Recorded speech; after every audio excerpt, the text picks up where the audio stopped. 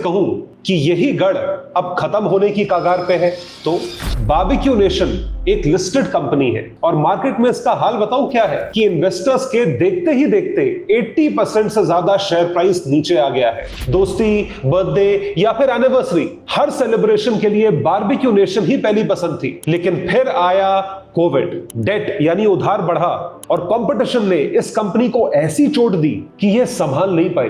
तो चलिए जानते हैं बारबेक्यू नेशन का पूरा सच, शुरुआत से लेकर अंत तक, सिर्फ मेरे चैनल पे।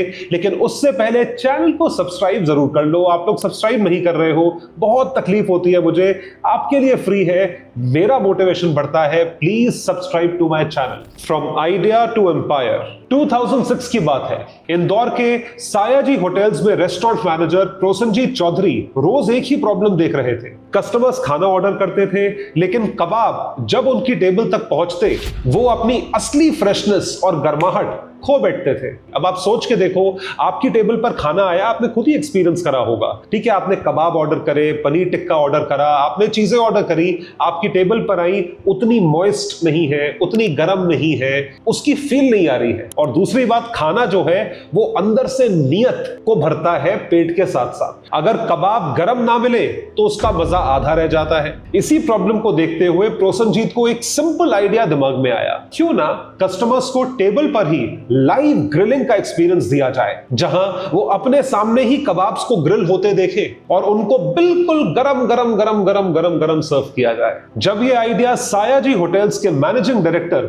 साजिद धनानी के सामने रखा गया तो उन्होंने इसमें पोटेंशियल देखा। उन्होंने सिर्फ प्रॉब्लम सॉल्व करने की जगह इस कॉन्सेप्ट को एक नए रेस्टोरेंट मॉडल की तरह डेवलप करने की ठान ली। डोंट गेट मी रॉन्ग, ये बिजनेस सिर्फ खाना सर्व करने का बिजनेस नहीं था कि खाना सर्व कर रहे हैं, बट जैसा मैंने कहा, एक पूरा ओवरऑल एक्सपीरियंस कि सारे कस्टमर्स को मील के साथ साथ एक एंगेजिंग एक्सपीरियंस देने की कोशिश की थी। लेकिन इससे भी इंटरेस्टिंग बात थी कंपनी का पहला बिजनेस डिसीजन। आमतौर पर नए रेस्टोरेंट ब्रांड्स या कोई भी नया बिजनेस ओनर कम रेंट वाली जगह से शुरू करना चाहेगा ताकि रिस्क कम हो, लेकिन इस कंपनी ने उल्टा रास्ता चुना। उन्होंने पहला आउटलेट पता है कहां खोला? बॉम्बे के पाली हिल इलाके में, जहां पे सारे एक्टर्स, स्टार्स और बिजनेसमैन रहते हैं। तो वहां का रेंट भी ज्यादा हुआ, लेकिन कस्टमर्स की परचेजिंग पावर भी बहुत ज्यादा हुई। यह डिसीजन सिर्फ लोकेशन का नहीं था दोस्तों, बल्कि पोजीशनिंग का भी था। कंपनी का यह मानना था कि अगर यह कॉन्सेप्ट सबसे डिमांडिंग और प्रीमियम कस्टमर्स को पसंद आ गया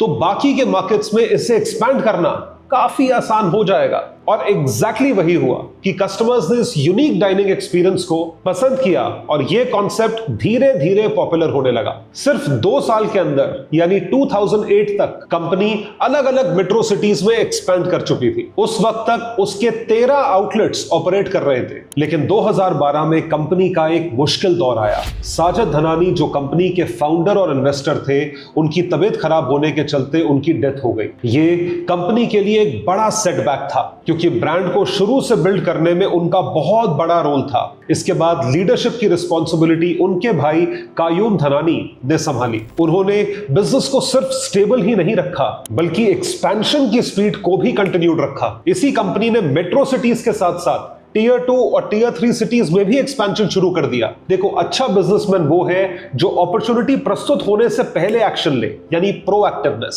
साथ ही इंटरनेशनल मार्केट्स जैसे यूएई, मलेशिया और ओमान तक भी अपनी प्रेजेंस बढ़ाई। फिर 2013 में कंपनी को एक मैसिव बूस्ट मिला जब private equity firm CX partners ने इस बिजनेस में 110 करोड़ रुपए का इन्वेस्टमेंट किया। इसी फंडिंग ने एक्सपेंशन को और तेज कर दिया। 2018 तक कंपनी के 100 आउटलेट्स हो चुके थे। 100 एक सिंपल कस्टमर कंप्लेंट से शुरू हुआ आइडिया कुछ ही सालों में एक बड़े रेस्टोरेंट एम्पायर की फाउंडेशन बन गया था। The winning formula.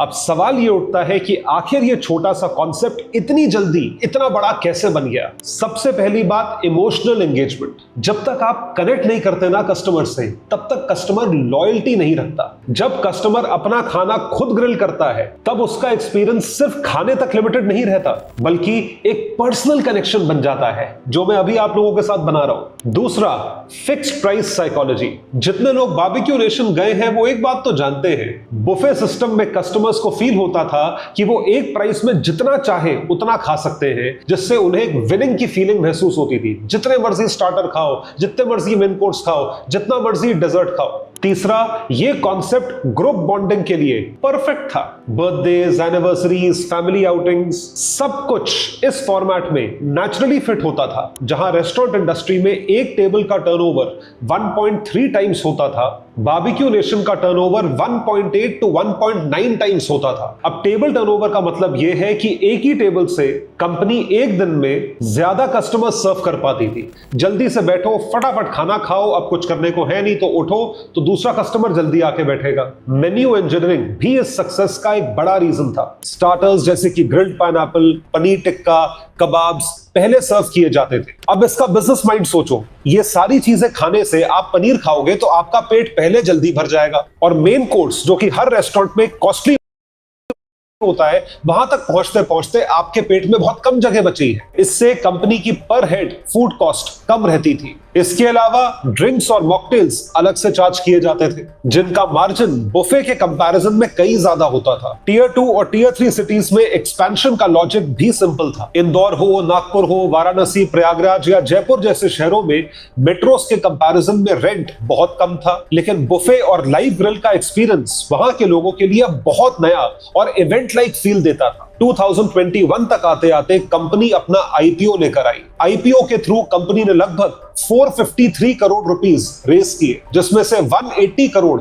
Fresh capital expansion और डेट रीपेमेंट के लिए थे, और 273 करोड़ एग्जिस्टिंग इन्वेस्टर्स का ऑफर फॉर सेल था। यह आईपीओ मार्केट में इतना पॉपुलर हुआ कि अपने साइज से लगभग 6 गुना ज्यादा ओवर सब्सक्राइब हो गया। लिस्टिंग के कुछ ही दिन बाद से शेयर अपने प्राइस से 68% तक चढ़ गया था। When it all crumbled। लेकिन हर सक्सेसफुल बिजनेस की तरह बारबेक्यू नेशन की जर्नी भी हमेशा ऊपर की तरफ नहीं गई। एक वक्त ऐसा था जब कंपनी लगातार नए आउटलेट्स खोलती जा रही थी और सब कुछ सही दिशा में जा रहा था, लेकिन फिर कुछ ही सालों में सिचुएशन बदलना शुरू हो गई। जो ब्रांड कभी अनस्टॉपेबल लग रहा था, उसके मॉडल की सबसे बड़ी स्ट्रेंथ धीरे धीरे उसकी सबसे बड़ी वीकनेस बनती जा रही थी, और इस डाउनफॉल का सबसे बड़ा झटका लगा कोविड-19 के दौरान। बारबेक्यू नेशन का पूरा कॉन्सेप्ट शेयर डाइनिंग और टेबल साइड लाइव ग्रिलिंग पर बेस्ड था। लोग फैमिली और दोस्तों के साथ बैठकर बुफे एंजॉय करते थे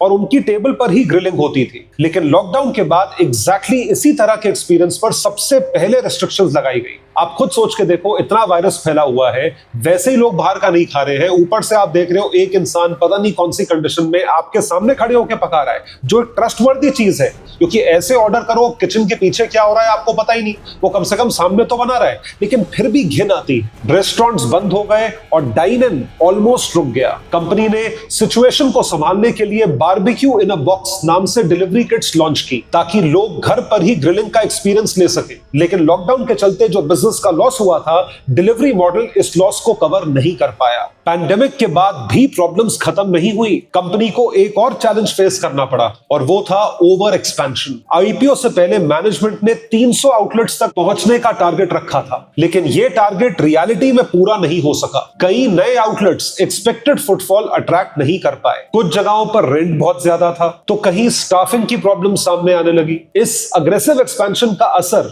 ऑब्वियस सी बात है कंपनी के फाइनेंसेस पर तो पड़ेगा ही। उसका बैंक का लोन बढ़ने लगा, जिससे फाइनेंशियल प्रेशर कंपनी के ऊपर और ज्यादा बढ़ गया। फिर 2022-23 में इन्फ्लेशन ने सिचुएशन को और मुश्किल बना दिया। फूड इंग्रेडिएंट्स महंगे हो गए, इलेक्ट्रिसिटी का बिल बढ़ गया, सैलरीज और मेंटेनेंस का खर्चा काफी तेजी से बढ़ने लगा। लेकिन दूसरी तरफ कंपनी का main customer base middle class families थी, जो प्राइसेस को लेकर हमेशा सेंसिटिव रहती हैं। तो इसी वजह से कंपनी अपने मेन्यू में प्राइसेस नहीं बढ़ा पाई। ऊपर से कई आउटलेट्स मॉल्स और प्राइम कमर्शियल लोकेशंस में फिक्स्ड रेंट अग्रीमेंट्स के अंडर थे। इसका मतलब कस्टमर्स कम आए या ज्यादा, आपका रेंट हमेशा फिक्स्ड रहेगा। इसी दौरान मार्केट भी बदल रहा था। वाओ मोमोज, फैसॉस और बर्गर किंग जैसे QSR ब्रांड्स तेजी से पॉपुलर होने लगे। इनका मॉडल बारबेक्यू नेशन से बिल्कुल अलग था। छोटे छोटे आउटलेट्स, कम स्टाफ, फास्ट टेक अवे या डिलीवरी पर फोकस। वर्किंग प्रोफेशनल्स और स्टूडेंट्स के लिए यह चीज ज्यादा कन्वीनियंट बन गई, क्योंकि उनके पास 2 घंटे बैठकर बुफे एंजॉय करने का टाइम नहीं होता। धीरे धीरे कस्टमर हैबिट्स भी चेंज होने लगी। लोग लंबी स्ट्रक्चर्ड बुफे डाइनिंग की जगह फास्ट, अफोर्डेबल और कन्वीनियंट फूड ऑप्शंस को प्रेफरेंस देने लगे। अच्छा, हमेशा याद रखना, जहां पर भी बुफे होता है, चाहे शादी, पार्टी, रेस्टोरेंट, वहां वेस्टेज ज्यादा होता है क्योंकि बुफे का खाना खत्म कभी नहीं होता। बुफे सिस्टम में खाना पहले से प्रिपेयर करना पड़ता है, चाहे उस दिन कितने भी कस्टमर्स या गेस्ट आए। कंपनी के अपने फाउंडर का भी यह मानना था कि ऑनगोइंग वेस्टेज एक चिंताजनक विषय है जिसे कंट्रोल करना बहुत जरूरी है। ये वेस्टेज डायरेक्टली कंपनी के लॉसेस को बढ़ा देता है, स्पेशली उस वक्त जब मार्जिन्स ऑलरेडी लिमिटेड है। इस सारे फैक्टर्स का कंबाइंड असर धीरे धीरे कंपनी की फाइनेंशियल परफॉर्मेंस पर पड़ने लगा। कंपनी का शेयर प्राइस अपने ऑल टाइम हाई से 2025 में लगभग 80% तक गिर गया। सोचो, 2021 में 1946 रुपीस और अब 175 रुपए। इन्वेस्टर्स के लिए ये क्लियर सिग्नल था कि अगर मार्केट कन्वीनियंस और स्पीड की तरफ शिफ्ट हो रहा है तो एक कैपिटल हैवी और dine in business dependent model को लॉन्ग टर्म में सस्टेन करना काफी चैलेंजिंग हो सकता है। सोचो, बड़े बड़े आउटलेट्स का प्राइम लोकेशंस का रेंट, स्टाफ का रेंट, शेफ का रेंट और फिर इतना कटलरी है, लाइट है, दसियों चीज है। ये डाउनफॉल किसी एक वजह से नहीं कि कोविड की वजह से हो गया, बल्कि कोविड, इन्फ्लेशन, उधार यानी लोन और चेंजिंग कस्टमर हैबिट्स के कॉम्बिनेशन से हुआ है। लेकिन सबसे अच्छी बात बताऊं दोस्तों क्या है, कंपनी ने अभी भी हार नहीं मानी। रीसेंट क्वार्टर्स में कंपनी के फाइनेंशियल रिपोर्ट्स देखे जाएं, जो अब यूनाइटेड फूड ब्रांड्स के नाम से जानी जाती है, अपना कमबैक ट्राई कर रही है। रेवेन्यू में ग्रोथ दिखनी शुरू हो गई है और लॉसेस भी धीरे धीरे कम हो रहे हैं। मतलब अब देखने वाली बात है कि क्या ये कमबैक सचमुच सक्सेसफुल होता है